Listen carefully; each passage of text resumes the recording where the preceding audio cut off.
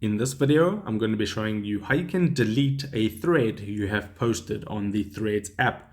So I'm going to open up Threads, and what you have to do is go to your profile. So hit the profile icon at the bottom right hand corner.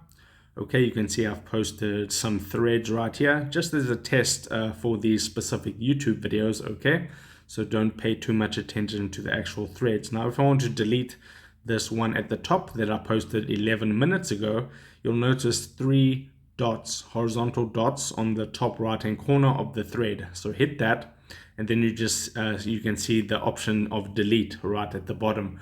So simply hit delete. It says delete this post. You hit delete to confirm this. So I'll tap on delete.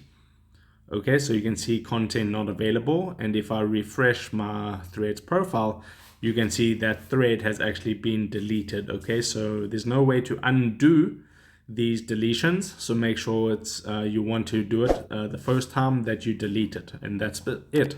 So if this helped you out, drop a like onto this video, and I'll see you in the next one.